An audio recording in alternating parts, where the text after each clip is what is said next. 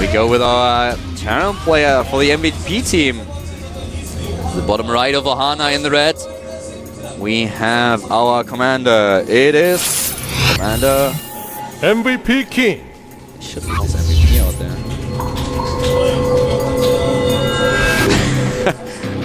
I just picture him jumping around with a pogo stick. That's actually so funny. He really never played this game. To the bottom left, we have in the blue our Zerg player standing for the light team. It is Light to Gordon.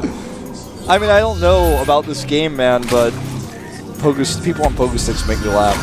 I'm like, it's like I come out of the grocery store, okay, I got my groceries, I'm going to my car, there's like some hipster kid on a pogo stick. I'm like, what are you doing on that pogo stick, man? What is this? Why are you on a pogo stick? He's like, I like the pogo stick. I'm like, you like the pogo stick? What does that even mean? Who pogo sticks, alright?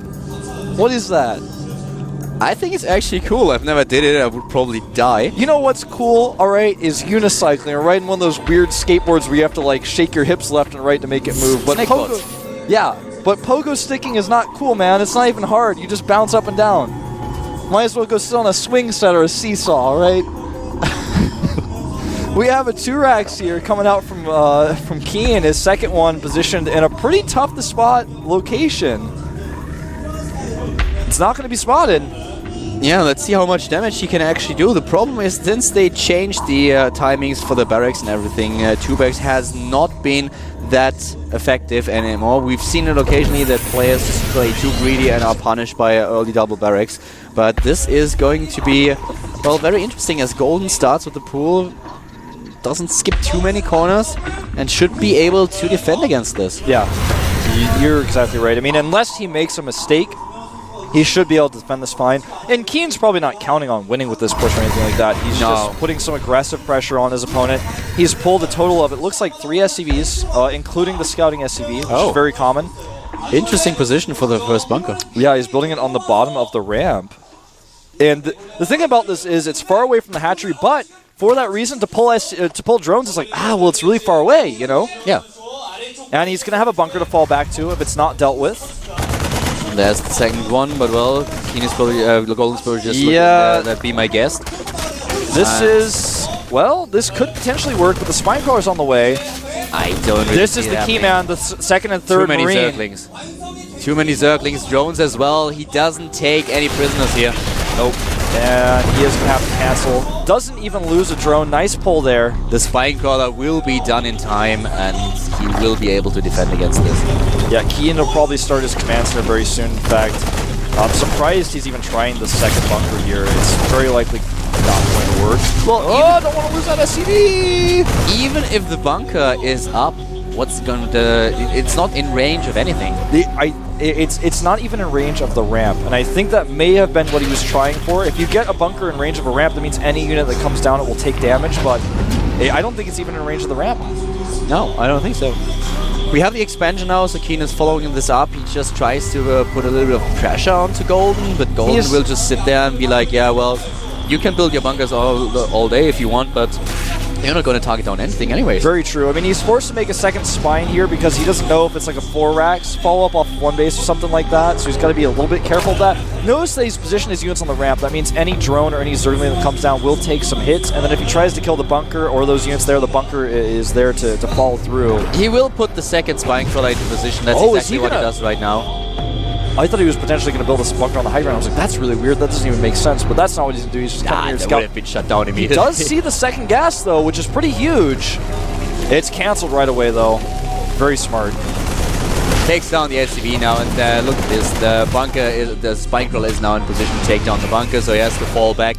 Keen at this point just wants to... he wants to just show his army off, wants to make sure that the Zerg player is not overextending or whatever, that he's aware of the threat, and put a little bit of danger into him, but at the same time he's already expanding, which has been scouted by Golden, so he's transitioning, as is Golden himself. Is he going to potentially get this queen? No.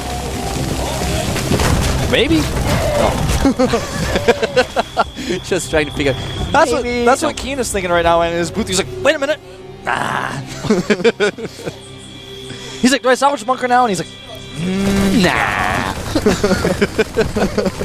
25 SCVs against 31 Harvester and 2 base against 2 base at this point, of course. He has to destroy the bunker at the low ground with the help of the Spine Crawler. This is no problem at all. He needs a 3rd base at some point, and that's definitely what he's going for. We have him with the upgrade, for the speed upgrade is on its way. Double engineer, Evolution Chamber once again. And, well, not a 3rd base, but at least a macro hatch at this point. Dude, it looks like the golden rule is not actually to treat others as you want to be treated. It's actually to make 2 creep tumors at a time with 2 queens constantly, even if there are Marines on the map. That is the actual golden rule. It works. It does, man. I'm really liking it so far. His creep spread in all 3 of these games has been out of control. Oh, look at this. A cool Marine Scout by Keen, leaving that over there. It's a little bit lucky by him, but he does get to see the 3rd hatch. Now it's man against Zergling. Zergling wins. Zergling wins that fight every time. We have Combat Shield now coming up. Finally the tech, the double gas has been retaken. We have those macro hatches. He's going to take another base, a 3rd one. Wolf mentioned the creep spread. So far Golden has done a really good job at spreading his creep. The double evolution chamber used to get double upgrades very early in the game. He has a very good economy with 51 harvesters against 37. Keen, on the other hand, is now just trying to get a 3rd on his own. He already killed the rocks and will fall off with a few supply depots. He's getting all these upgrades that he needs for the Marines, but he won't get too aggressive because at this point he does not have any medivacs. He will definitely wait for the medivacs. He has a lot of Marines though, and a few Hellions that he's hiding. You know, I think he's going to go for a big push with his Hellions. The thing that we're seeing from Keen is a very old school style. I've actually seen this lately quite often, this push with Marines and Hellions, and to tell you the truth, I'm not a fan. No, it usually does not work. It depends on if you can catch your opponent off guard with it or not. And, you know, we discussed this a lot, especially recently. This new Infestor style, the double upgrade style, it's not even new anymore. It's weird to call it new at this point. But it's something that was basically designed to beat a style like this because 2-Racks was so popular, people were following up with a lot of barracks, and that crushed it. But now... Think about it for a second. The Infestation Pit now just built, and the crucial thing is, he does not have a Baneling Nest. No, he does not. With a Baneling Nest, this push dies immediately. And it also dies when you have the Infestors out, but he does not have them. So this might actually work in this case. This is the last thing that Golden would have expected, and he's hitting it quite well. I'm not a fan of this push, but this might work here. I think it will work. He's starting the patching plans upgrade. He needs to be starting Infestors, but even if he does, I mean, it's too late. And he's now supply blocked, which is huge in this situation. He's going to lose his Evo chambers here, and +1 melee may not finish to be targets. He's not going to target, though. Wow, this is actually going to work. Golden, without a Baneling Nest, without the Infestors, he is going to lose way too much at this point. Even if he's able to repel it, the cost, it's too much. He will lose all of his queens as well. And look at the drones, he even pulled the drones. They are blocked at the ramp, and the Hellions take them down. Golden is plumbing down supply, down to 50 against 100. Well, Keen said to himself, what can I do that's going to catch him off guard? I'm going to hide these Hellions, I'm going to come in here, and Golden, to be blunt, cut a few corners, and guess what, man? You cut too many corners, you get cut out of the GSL.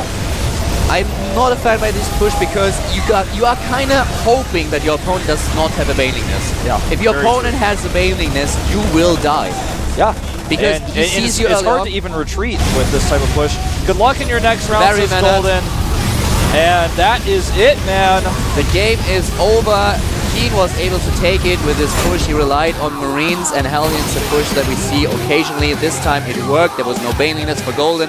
His Infestors were too late. The timing that Keen hit was perfect. He attacked with a perfect time. Like 30 seconds later, and this does not work. 20 seconds later, and you have the first Infestors on your way. Lenog coming in. Yeah, Lenog is trying to support Golden here, a fellow Zerg. And as you did lately, they did not do all too well in Zerg, the GSL. It's a struggling time for Zergs right now, not only in the GSL, but worldwide. It has always been. It has been pretty tough for Zergs in the race that it always feels like, I mean, I actually feel like the game is really balanced right now, but it's not about balance. It's about the strategies that have been developed. And I feel like Zerg has always been like able to figure things out, but then it's like as soon as they do, a next step that gets taken. The thing is, we had obviously a Zerg champion last season, but what people tend to forget is that in the round of 16 we had only 6 Zerg players. This time we had 2 Zerg players in the round of 16. So I'm not saying that Zerg is per se too weak, but the thing is that Zerg is definitely struggling in the GSL, whatever the reason. It's like, I don't know, I feel like Zerg play right now, in some cases, is like a paper airplane. Like, it's really fragile, okay? If someone could just smack it out of the sky. And the thing is, people are trying to cut the corners off the edge of the paper airplane because they're like, well, it'll go a little bit faster. Maybe it can fly over the fire or something. But if you cut too many corners off, the airplane just falls and crashes, man. It just burns to the ground. So you got to be careful about how many corners you cut. You got to make your airplane very solid. And in this case, man, yeah, it was a risky move by Keen, but Golden, he cut too many corners. A beautiful metaphor. I love it. I really love it. So Zerg is like, playing Zerg is like being on a paper plane. That's something that we learned today, and well, we have some exceptional Zerg players, so though within ST and Don Ragu. But guys, before we head into the next game, which doesn't feature a Zerg, we will have a 5-minute break, and then we are back with Puzzle.